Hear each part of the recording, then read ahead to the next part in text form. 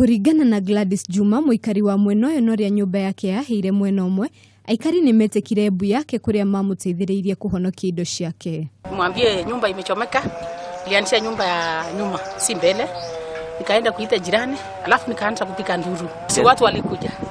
Sasa watu wakakuja, wakasaidiana, kumbe watu walikuwa ndani wameungua.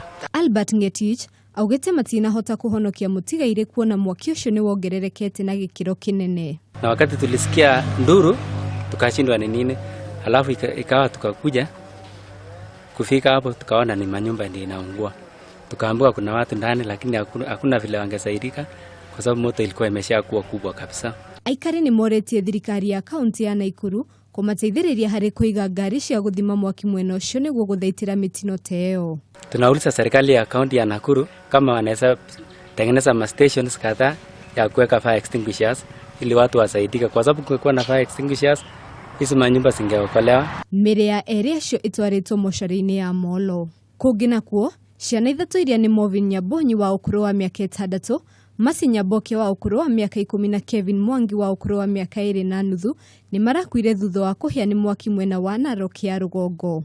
Aikari a mwena ucio maugite nyina wa ciana icio atigite ahingirite ciana icio nyumba, undu uria watumire ciana icio kuremwo gwithara kumana na mwaki ucio.